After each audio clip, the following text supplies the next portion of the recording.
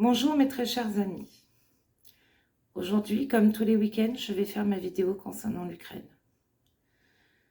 Une vidéo qui pour moi est difficile à faire dans le sens où nous avons cette semaine vécu la terreur en Ukraine. La terreur d'un génocidaire du Kremlin qui vise sciemment des populations civiles. Il y a eu bien évidemment ce qui s'est passé à Kiev où pendant toute une nuit, la population a été canardée et notamment par l'utilisation de missiles balistiques. L'horreur absolue hier à Kirivine, ville du président Zelensky, ce n'est pas par hasard. Et là, nous avons donc un centre commercial qui a été touché, un centre commercial où se réunissent des familles. Au-delà même du centre commercial qui a été touché, il y a eu deux frappes de Shahed. Le premier pour le centre commercial lui-même. Le deuxième, tout simplement pour atteindre les secours qui étaient là, présents déjà, pour apporter assistance aux personnes blessées. Dans ces tapes russes, nous avons bien évidemment et malheureusement des victimes qui sont décédées, notamment des enfants. Nous avons aussi de nombreux blessés, des centaines de blessés. Et c'est la terreur. C'est la politique de la terreur qui est mise en place par Poutine depuis très longtemps en Ukraine. Cette politique de la terreur, c'est quoi? Quel est l'objectif? L'objectif, c'est de terroriser donc la population, mais également de toucher l'âme ukrainienne, de toucher le cœur des Ukrainiens pour que la résilience du peuple ukrainien craque. Car depuis le début de l'invasion à grande échelle, mais aussi depuis 2014, le peuple ukrainien résiste à la Russie. Nous avons hier célébré et commémoré les victimes de la terreur, puisque c'était la journée mondiale de souvenir des victimes du terrorisme. C'est ce qui se passe tous les jours en Ukraine. On vous parle très souvent de Kiev, mais il faut savoir également qu'à Tchernivtsi, qui est au nord-ouest de Kiev, soumis Poltava, qui est plutôt à l'est et au nord-est de l'Ukraine, ensuite Kharkiv, vous avez Zaporizhzhia, Kherson, vous avez également Odessa, qui sont touchés constamment. À Mykolaïev, hier aussi, vous avez un bus qui a été sciemment visé par les troupes du génocidaire du Kremlin. Ce n'est plus possible. Ce n'est plus possible de rester muette. Ce n'est plus possible d'accepter cette terreur constante face à un peuple qui, lui, lorsqu'il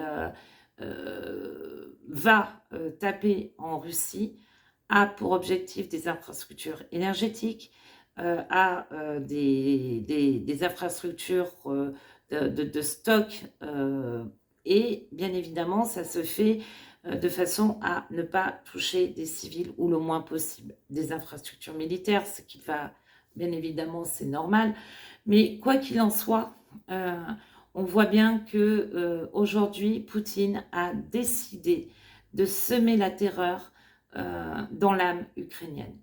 Et nous ne pouvons pas rester muets. Nous avons, une fois de plus, notre coalition des volontaires, ces 30 pays qui veulent aider l'Ukraine une fois qu'un cessez-le-feu sera signé.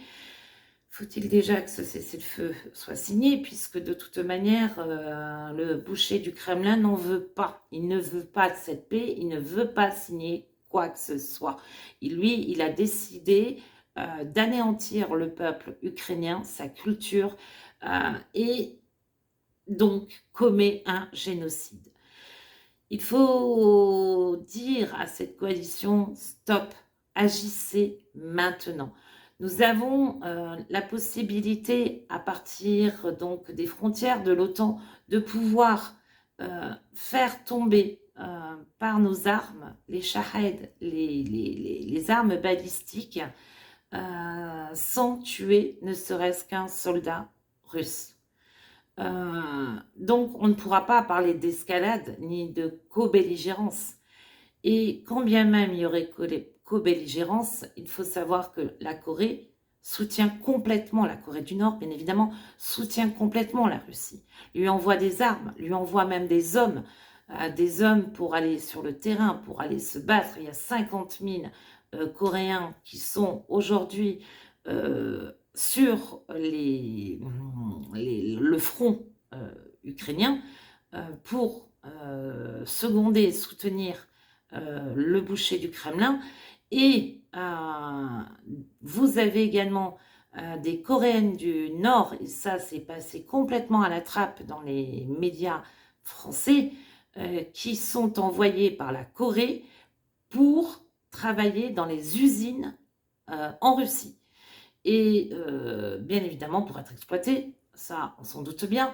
Et elles sont là pour travailler, pas pour les usines alimentation ou autres, non, elles sont là, ces femmes, pour travailler dans les usines de munitions, dans les usines de fabrication d'armes pour la Russie et pour que la Russie puisse ensuite taper en Ukraine. Cela devient infernal.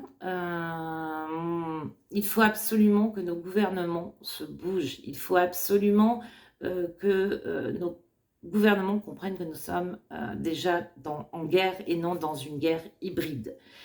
J'en veux pour preuve de voir que je ne suis pas la seule à le penser. Vous avez donc Nicolas Tenzer qui est intervenu et qui lui-même dit ça suffit, nous sommes bien dans une guerre avec la Russie. Nous avons également Alexandre Melnik qui lui aussi dit la même chose. Ces deux personnes sont quand même des politologues enseignant dans des grandes écoles en France. Alexandre Melnik sait de quoi il parle, hein, puisqu'il est d'origine russe et il a choisi l'Ukraine depuis très longtemps et la liberté et la démocratie.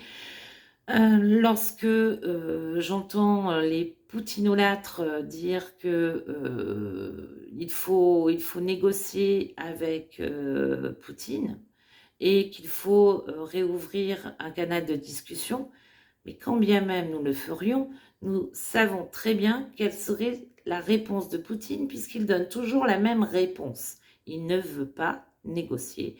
Il veut récupérer les territoires qu'il a décidé de récupérer de façon à pouvoir anéantir l'Ukraine. Et il faut d'autant plus que nous bougions, parce que nos frontières de l'OTAN sont elles-mêmes attaquées. La Roumanie a, elle, de son côté, dû tirer pour descendre un Shahed. Nous avons également une bombe qui est arrivée en Pologne. Nous avons des incursions dans les pays baltes. Cette semaine encore, ils ont dû intervenir, l'OTAN a dû intervenir pour descendre des Shahed. Et fait nouveau, nous avons aussi la Moldavie qui a été atteinte. Alors la Moldavie ne fait ni partie de l'OTAN ni de l'Union européenne, même si elle souhaite y adhérer à l'Union européenne et à l'OTAN. Ce qui prouve bien que tous ces pays finissent par comprendre qu'il faut être ensemble pour être plus fort. Et surtout, il faut avoir un discours ferme et être fort face à Poutine, car Poutine, comme tout boucher, comme tout génocidaire, ne comprend que la force. Donc, actons le fait que nous allons protéger par un dôme de fer l'Ukraine, comme ça a pu être fait en Israël. Et surtout, n'oublions pas une chose, c'est que le 24 août, c'est la 35e année de l'indépendance ukrainienne. 35 ans. 35 ans qu'elle s'est exonérée et détachée de la Russie. On ne va pas remettre 35 ans de vie, de liberté, de démocratie en jeu pour satisfaire les besoins d'un mafieux, d'un génocidaire. Alexandre Melnik l'utilise aussi, le fait que il y a une mafiaisation, donc le fait que le monde est en train de tourner avec des personnes qui sont des mafieux. Voilà, nous savons que le boucher du Kremlin, c'est le cas, que le génocidaire aussi de la Chine, c'est le cas, puisqu'il fait la même chose avec les Ouïghours, mais personne n'en parle. Ensuite, Kim Jong-un, il détruit son peuple petit à petit. L'Iran, l'Iran détruit son peuple et par ailleurs fournit aussi donc la Russie, donc c'est aussi une co-belligérance. Quant à la Chine, la Chine, comme toujours, l'empire du milieu, c'est facile. Ils font penser et croire qu'ils veulent aider l'Ukraine et qu'il faut la paix en Ukraine. En revanche, cette guerre les arrange bien, puisque la Russie est devenue le vassal de la Chine. Et donc la Chine prend plus d'importance sur la Russie au sein des BRICS. Voilà, ils veulent remettre le monde en question. Trump, comme toujours, hein, il fait du Trump, hein, c'est-à-dire que un jour il nous dit oui, un jour il nous dit non. On ne sait plus où il en est avec cette histoire des patriotes et la possibilité de donner une licence à l'Ukraine. Voilà, là aussi, c'est pas clair. C'est pas clair pourquoi parce qu'il il aime bien Poutine.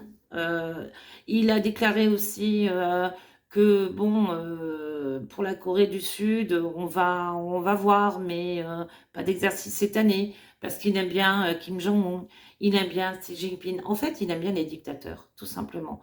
Pourquoi? Tout simplement, au fond de lui-même, c'est un dictateur en puissance. Alors, comment nous pouvons rester sans bouger, nous, Européens, et le reste des démocraties, ceux et celles qui croient encore qu'il est possible de vivre dans un monde libre, dans un monde de démocratie, et non pas être tués par des mafieux, par des génocidaires, par des dictateurs. Vraiment, il est temps de bouger. Je vous avoue que j'ai une colère très profonde au fond de moi-même, colère que je contiens dans cette vidéo. Hier, pour moi, a été une journée horrible, horrible, parce qu'il y a eu Kirvny, il y a eu Mykolaïev, il y a eu Kherson, il y a eu Zaporizhzhia et toujours Odessa. Ce n'est plus possible de voir que ce peuple ukrainien soit toujours bombardé et que ce soit toujours des civils. Ce n'est plus possible. J'ai une pensée bien évidemment pour le peuple ukrainien, une pensée pour les soldats sur le front qui se battent tous les jours, et une pensée un petit peu plus particulière pour mes amis qui sont aussi, mes amis ukrainiens, qui sont aussi sur le front. Je connais leur courage, je connais leur résilience à tous.